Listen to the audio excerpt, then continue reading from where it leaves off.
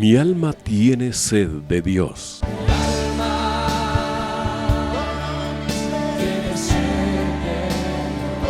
Un espacio que reconforta, alienta y motiva a la luz de la palabra de Dios. Un espacio de clamor e intercesión por todos aquellos que hoy necesitan una palabra de aliento de parte del Dios Todopoderoso.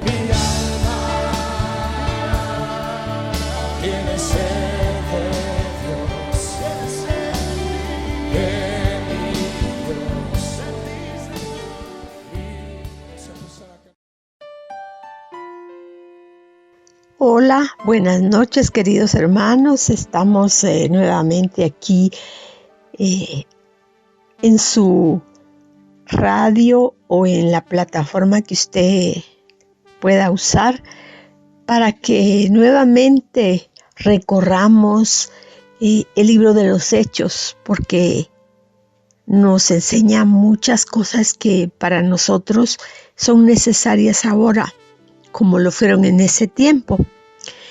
Y yo espero que usted siga la secuencia. De todas maneras, se queda grabado para que usted pueda escucharlo, porque hay perlas que son necesarias que nosotros tomemos para nuestra vida. Vamos a pedirle al Señor que nos bendiga. Padre, gracias otra vez. No nos cansamos de ser agradecidos por los privilegios que tú nos concedes, Padre, de poder dar esta palabra viviente, Padre, que aunque nos narra historias antiguas, fueron historias que se quedaron grabadas para la vida de todos los que veníamos detrás de ellos, Señor. Porque muchas cosas que se dieron en ese tiempo también se darán en todos los tiempos, Señor. Y por eso es que tu palabra bendita, Señor, es vigente. Y queremos aprovecharla, Señor. Envía una unción, Señor, no solamente de conocimiento, sino una unción de poder aplicar lo que entendemos, lo que tú nos quieres decir en los momentos que cada uno vivimos. Te doy gracias, Padre, en el nombre bendito de Jesús. Amén. Entonces vamos a los Hechos 6. Y vamos a ver que el movimiento que inició con la sanidad del cojo y la conversión de muchos, nadie la pudo detener pese a la oposición. Usted recordará en el capítulo 3 está ahí determinado cómo el cojo tuvo la bendición de poder ser sanado. Pero ahora en Hechos 6 dice, y en aquellos días, como crecía el número de los discípulos convertidos, griegos que estaban incluidos, en lugar de ofrecer ayuda al ministerio de los apóstoles, murmuraron contra los hebreos, que sus viudas no eran atendidas en la distribución diaria. Entonces los 12 apóstoles convocaron a la multitud, diciéndoles, no es justo que nosotros dejemos la palabra de Dios para servir a las mesas. Ellos cuando dijeron que no era justo, no es que estuvieran menospreciando el servicio de mesa, sino enseñando que lo primordial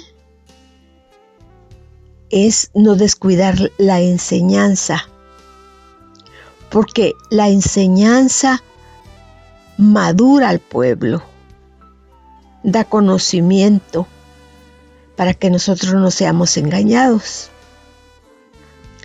Además, a través de esto nosotros, de la palabra, de la exposición, conocemos el carácter del Señor, sus promesas, pero también sus demandas. En el versículo 3 dice que les asignaron la tarea de buscar entre ellos a 7 varones de buen testimonio, llenos del Espíritu Santo y de sabiduría. Estas 3 condiciones o requisitos eran necesarios. Y por qué no decirlo, siguen siendo necesarios en todos los tiempos, especialmente porque cada tiempo viene más maldad, más situación difícil, más de tensión de que avancemos. Entonces, esto es muy importante, lo que ellos pidieron, buen testimonio, lleno del Espíritu Santo y de sabiduría. Porque esto era y es necesario para la tarea que, aunque era en las mesas, les ayudaría a que la comunidad cristiana diera buen testimonio a los que aún no habían creído. Pero sobre todo, mostrar el amor fraterno para las viudas necesitadas. Vamos a ver que este testimonio pues sigue siendo un modelo que está vigente, porque en las congregaciones grandes, y en Guatemala hay muchas, y en todos los países las congregaciones han crecido considerablemente, el pastor no podría hacer las 2 tareas, aunque sí dirige y destina fondos para eso. La palabra indiscutiblemente debe ser una prioridad para alimentar, como dijimos, al espíritu y el alma de la congregación. Además, allí encontramos una fuente de mensajes de consuelo, de exhortación y de crecimiento. Si eso no se hace para los que tienen que exponer la palabra, lo contrario será que en el púlpito se convertiría en solo historias personales o conocimiento que no transforma ni cambia, o para atacar a otras iglesias y a otros siervos. Y eso realmente, para eso no es que el pastor debe estar y los siervos que predican la palabra encargados de esto. En nuestra congregación desde hace muchísimos años, hace 45 años que yo estoy ahí, ha sido una bendición el orden, porque ciertamente hay personas que sirven en las mesas y hay personas que sirven para estudiar la palabra. Está el departamento de discipulado, los ancianos, por supuesto el pastor, pero también está el diaconado que sirve la mesa del Señor, pero que a la vez limpia los baños. Y esto es interesante porque en la hora del Señor es necesario hacer muchas cosas, pero este pasaje nos muestra la importancia que tiene que los que predican la palabra tengan que estar dedicados a esto precisamente. Y como le digo, no todas las congregaciones son pequeñas. Hay muchas que se han desarrollado para la gloria de Dios. Hermanos, el IMSS Central antes era la iglesia más grande de Guatemala. Hoy hay otras que también son mayores, grandes. Y qué lindo es ver que cada iglesia tiene todas sus áreas cubiertas para dar un buen funcionamiento a la iglesia del Señor. los 12 apóstoles entendían su función en el ministerio.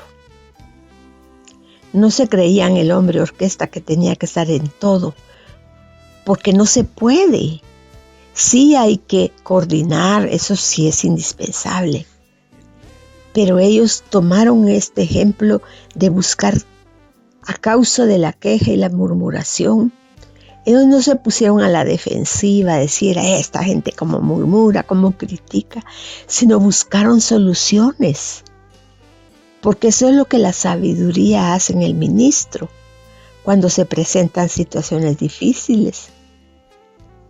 En el versículo 4 ellos dicen: nosotros persistiremos en la oración y en el ministerio de la palabra. Y en el versículo 5 dice: agradó la propuesta a toda la multitud y eligieron a Esteban, varón lleno de fe y del Espíritu Santo. Y esto es interesante porque iban a servir a las mesas, pero la condición era esa, que fueran llenos de fe y del Espíritu Santo.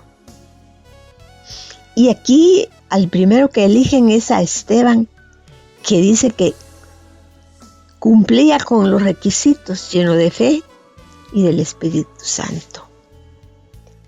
Y a los demás que también deberían tener este requisito, como Felipe, como a Prócoro, a Nicanor, a Timón, a Parmenas y a Nicolás, prosélito de Antioquía.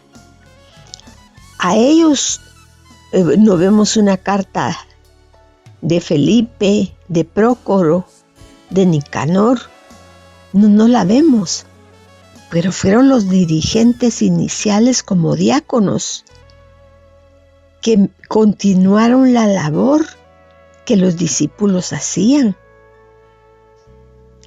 Y dice en el versículo 6 que después de elegirlos, los presentaron a los apóstoles, quienes orando les impusieron las manos, porque desde el Antiguo Testamento la imposición de manos para habilitarlos era muy importante, que los miembros que servían o que servimos pertenezcamos a una comunidad que es el cuerpo. De lo contrario, sería igual que pusiéramos una mano fuera de nuestro brazo y que esa mano tomara por sí sola órdenes y que trabajara sin estar unida al cuerpo. Por esa razón, hermanos, existen muchas congregaciones y donde el Señor nos plante, ahí debemos demostrar fidelidad, gratitud y obediencia, cuyo resultado será un servicio agradable al Señor. Es interesante que este capítulo nos muestra que somos un cuerpo, y así como eligieron a estos 7 personajes que ya vimos, con nombres raros que casi solo ahí los va a encontrar usted, pero que hicieron una función y que pertenecían a un lugar específico, como nosotros ahora. Quizá usted no pertenezca a Elim Central y pertenezca a otra congregación, pero allí donde le plantaron, allí, hermano, usted y yo debemos demostrar esa obediencia, esa gratitud y fidelidad que va a redundar en servicio, que Dios va a recibir con agrado y va a aumentar el número de los discípulos como sucedió aquí. Ahora, como lo enseña el versículo 7, dice que crecía, mire, ya todo bien ordenado y ubicado, y crecía la palabra del Señor, y el número de los discípulos se multiplicaba grandemente en Jerusalén. Usted se recuerda que primero 3,000, de ahí 5,000, de ahí dice que muchos, y así se fue engrandeciendo la obra del Señor. Él ya no estaba. Jesús ya había ascendido. Él ya había hecho su tarea con fidelidad, con obediencia y con gratitud. Entonces, el resultado era que era incontable la gente que aceptaba. La prosperidad coronaba el hermoso espíritu que reinaba en esta comunidad madre. Y también, dice, muchos sacerdotes obedecían a la fe. Mire, aún gente que estaba bajo la ley aceptaba al oír y al ver la magnitud de convertidos que por 12 personas se hizo efectivo. Ahora, ya en el versículo 8 vemos el arresto de Esteban. Dice que él, ya vimos que estaba lleno de gracia y de poder, y hacía grandes prodigios, dice la palabra en el versículo 8, y señales en el pueblo. Entonces quiere decir que las personas que están en las mesas también pueden hacer esta labor. Ahora, los que están en la oración y en la palabra no pueden dedicarse a las mesas, pero los que están en las mesas sí pueden, dice, hacer grandes prodigios y señales en el pueblo. Porque los discípulos convertidos nos convertimos en el brazo del Señor, en la boca del Señor y en el brazo pastoral. En el versículo 9 dice que entonces, al ver la gracia y el poder y los prodigios que hacía Esteban, se levantaron un grupo de las sinagogas llamado los libertos, o libertinos también les decían, y que habían vivido en los 4 lugares que ahí se mencionan en el versículo 9. Cirene, Alejandría, Sicilia y Asia. Se cree que fueron judíos libertados, convertidos romanos o hijos de ellos expulsados de Roma. Pero ellos estaban apegados a la sinagoga, ¿verdad? Y en el versículo 10 dice, pero no podían resistir a la sabiduría y al espíritu con que hablaban. Recordemos que en la sinagoga se leía la ley y ahora Esteban predicaba de Cristo, su muerte, resurrección y ascensión, así como que era vital que se arrepintieran de sus pecados y le recibieran como su Salvador. En el versículo 11 dice que entonces, como los que oían de la ley no lo aplicaban a su vida, como los que vimos que de los grupos de los libertos, habían sido expulsados de Roma, pero no se habían convertido en su totalidad. Y dice que oían la ley, pero no la aplicaban a sus vidas. Ahora, ¿por qué dice usted eso, hermana Ani? Porque sobornaban a unos para que dijesen que le habían oído hablar palabras blasfemas contra Moisés y contra Dios. Cuando en el Decálogo, precisamente en Éxodo 20:16, dice: no hablarás contra tu prójimo falso testimonio. Y ellos incitaron a tener testigos falsos. Mire, allí ya estaban transgrediendo la ley. Pero ellos, como no entendían la sabiduría y el poder, y se sintieron invadidos, que ellos en su sinagoga solo leían la ley, pero no había lo que había en Esteban. En el versículo 12 dice: y soliviantaron. Eso quiere decir que incitaron, indujeron, movieron al pueblo, a los ancianos y a los escribas. Y cuando dice a los escribas que eran maestros de los fariseos, también puede ser que hayan estado ahí.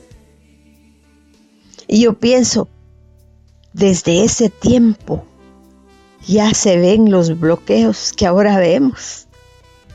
Y dice: y arremitiendo, o sea, atacando, abalanzándose, agrediendo a Esteban, le arrebataron.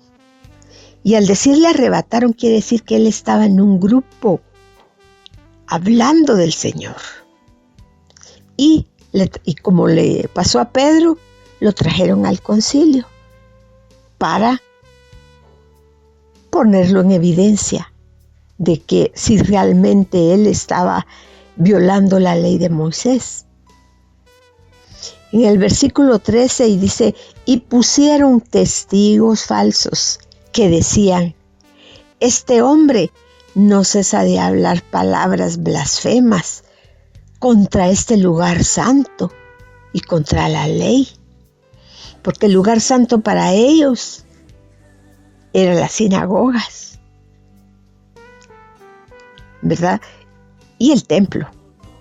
Pero en el versículo 14 dice: pues le hemos oído decir que ese Jesús, oiga, esto tan despectivo, que ese Jesús de Nazaret destruirá este lugar y cambiará las costumbres que nos dio Moisés, lo cual estaba distorsionado de lo que Esteban realmente había enseñado. A veces hay gente que oye y va a dar medias verdades. Por eso es tan importante conocer la palabra, porque una media verdad puede confundirnos. Era cierto que Jesús había dicho que no quedaría piedra sobre piedra, pero ellos lo tomaron de otra manera, que realmente no era el espíritu de la enseñanza con que Cristo y Esteban lo había enseñado. Qué importante es que nosotros no tengamos medias verdades, porque dice que tendremos la verdad y que esa verdad nos hará libres. En el versículo 15 dice: entonces todos los apóstoles que estaban sentados en el concilio, al fijar sus ojos en Esteban, pues, porque dice en Esteban, vieron su rostro. Pues le miran el rostro a ver qué muestras él hacía o qué manifestaba él en su rostro. Porque nuestras facciones, hermano, muchas veces, aunque no hablemos, dicen mucho. Cuando estamos enojados, fruncimos la frente. Cuando estamos tristes, bajamos los labios. Cuando estamos contentos, de la sonrisa de oreja a oreja. Y hay tantas muestras de cómo está nuestro interior con nuestras facciones. Y ellos querían ver la reacción de Esteban. Pero mire, al fijar sus ojos en él, vieron su rostro como el de un ángel, dice. Mire qué cosa más linda. Era un hombre, era un discípulo. No era un apóstol, era un discípulo, era un diácono, pero lleno del Espíritu Santo, de buen testimonio, con sabiduría. Y dice que cuando le vieron su rostro de ángeles era como un resplandor sobrenatural que evidenciaba a los que le veían la calma y la paz que había en su interior. Quiere decir que la presencia de Dios, la sabiduría, el buen testimonio, la obediencia deberían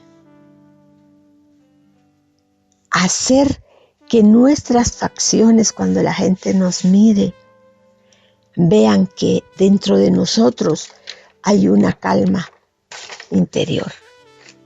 Pero imagínense, hermano, cuando por alguna situación nos incomodamos en el mercado, en el banco, que te quitaron la cola, en el bus donde no te dieron el asiento, en la iglesia donde quitaron tu madrileña o tenías apartado tu lugar. ¿Cuáles son tus facciones? ¿Qué das a entender? ¿Qué das a entender cuando haces ojos para un lado, para otro lado, o cuando sube las cejas, o cuando suben los ojos, o cuando miramos despectivamente? Mira, esta es una buena lección de un hombre que fue acusado como algo que él no había hecho, y sin embargo sus facciones no solo eran de paz, de calma, sino sobrenaturales, que dice la palabra, como de un ángel, mostrando que el vituperio por el ministerio de Cristo era algo sobrenatural y verdadero, pero ellos no lo entendieron, dice la palabra. Entonces, nosotros debemos de ser entendidos, hermano.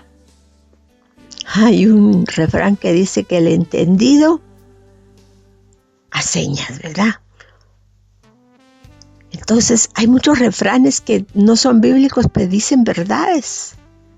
Un día vamos a tratar de hablar de los refranes que ayudan, ¿verdad? Como es ese, ¿verdad? Que hay que tener uno la paz interior que debe evidenciarse en nuestro rostro y en nuestra conducta. Este capítulo 6 es un capítulo muy cortito, de 14 versículos, pero nos muestra la excelencia en el trabajo, al igual que el liderazgo que no se logra de la noche a la mañana.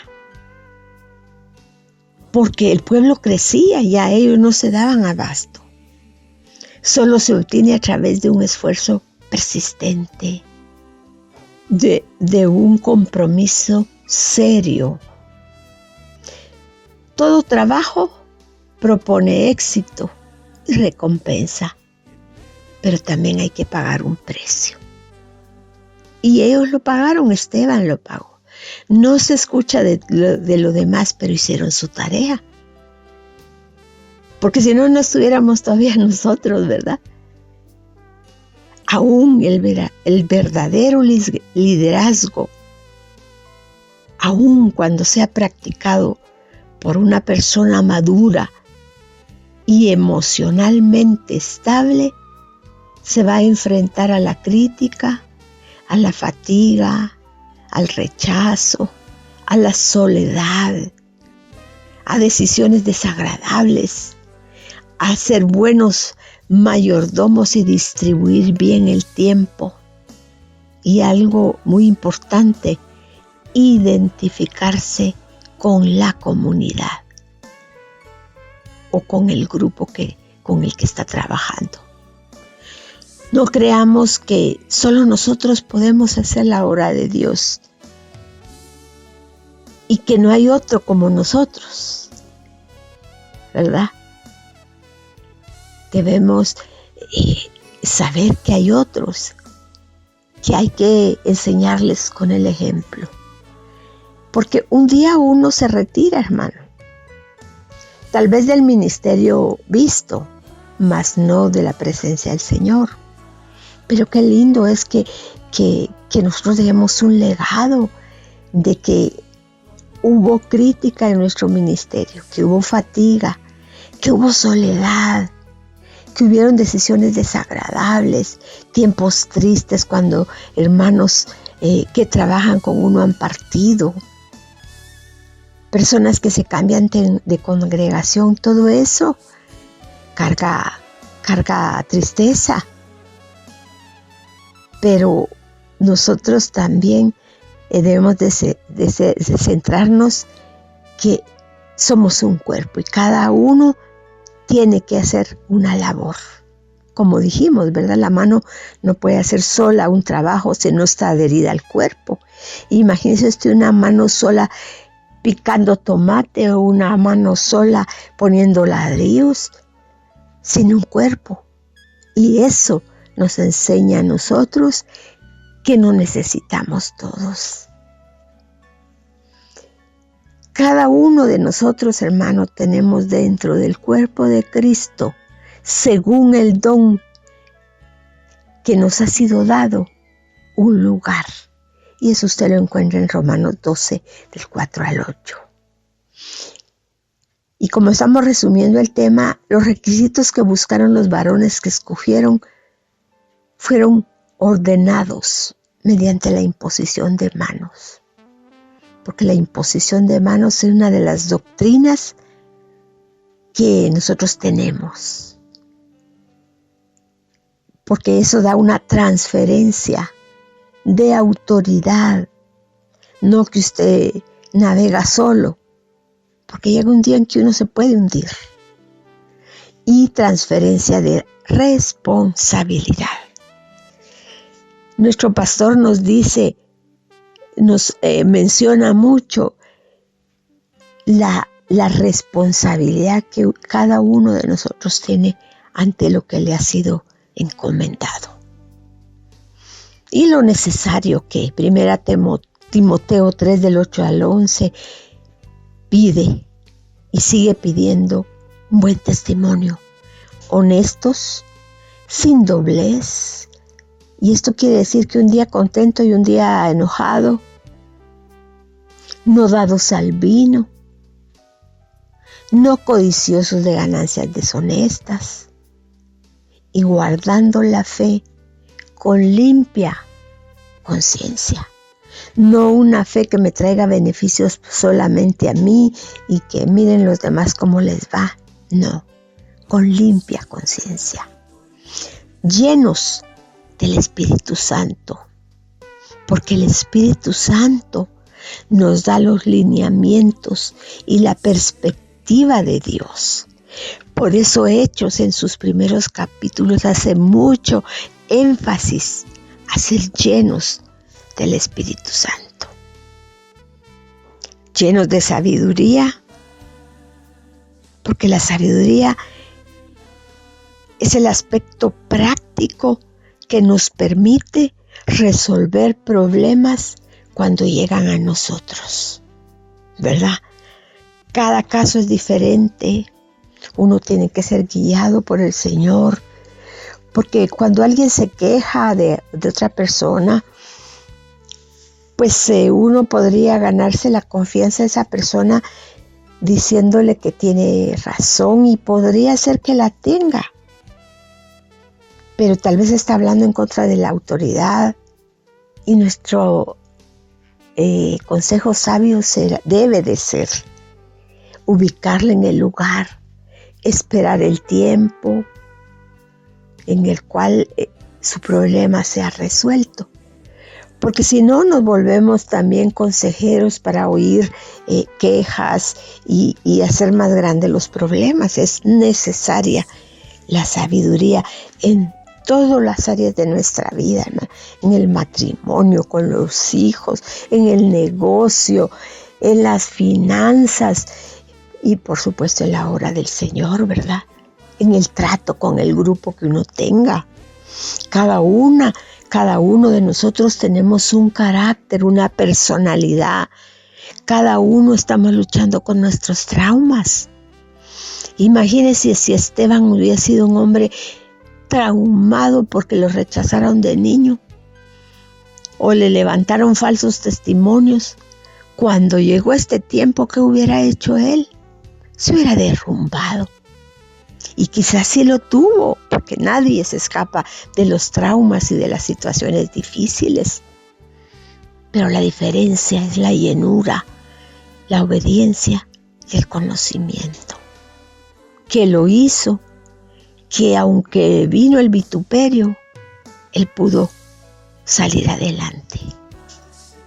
Ahora, a los hombres ya vimos que se les pide esto, pero como este tema lo oyen varones y damas, a las mujeres se nos pide ser honestas, con un comportamiento digno, honorable, decente, ¿verdad?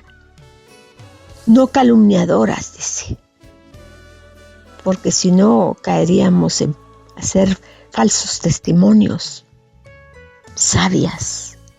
Y hermano, aquí nosotros debemos, ya como mujeres, hablando ya a las mujercitas que escuchen esto hoy, qué importante es que nosotros cuando estemos en cualquier situación, sea en la obra, en el trabajo, en el momento de distracción, de viaje, en el mercado o donde sea.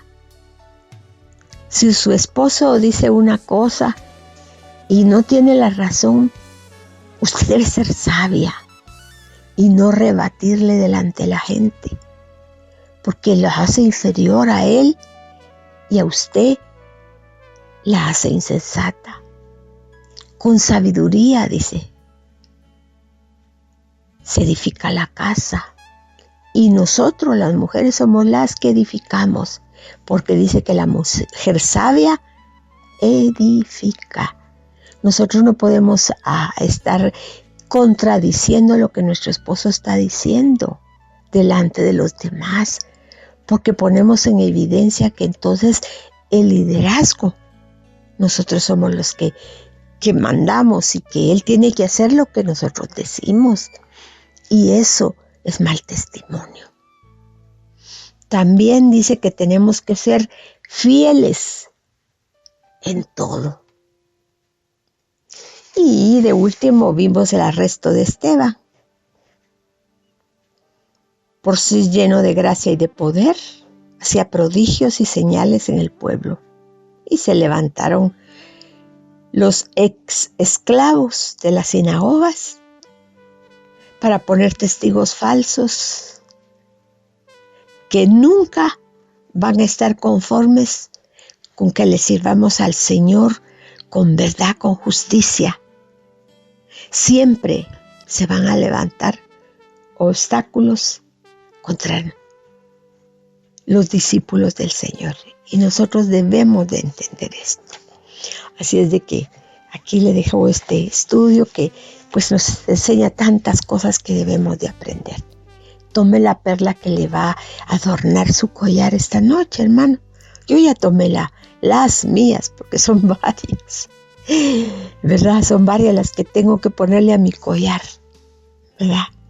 Así es de que vamos a orar y darle gracias a nuestro Padre. Padre, gracias por las lecciones de vida que aprendimos en este versículo 6, Padre, en donde vimos el sacrificio de hombres, Padre, que quisieron servirte. Hoy es la misma situación, Padre.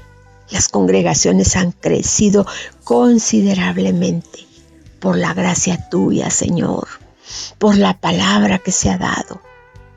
Que esta congregación sea, Padre, una congregación en donde los que están dando la palabra, Señor, puedan obtener ese fruto maravilloso, Padre, que es un fruto de vida y no de entretenimiento, ni de experiencias personales, sino que es el crecimiento que nos hace madurar.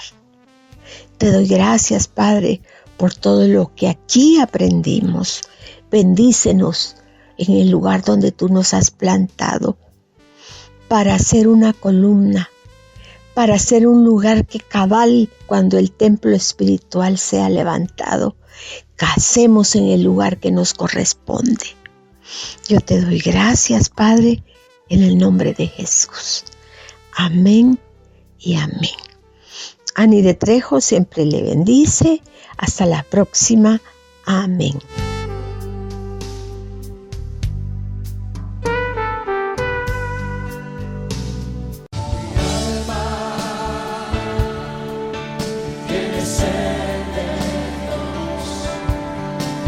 Hemos presentado Mi alma tiene sed de Dios.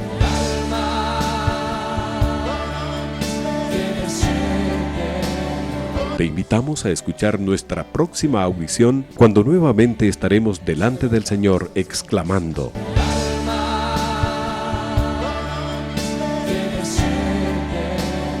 Mi alma tiene sed de Dios. No te lo pierdas. Mi alma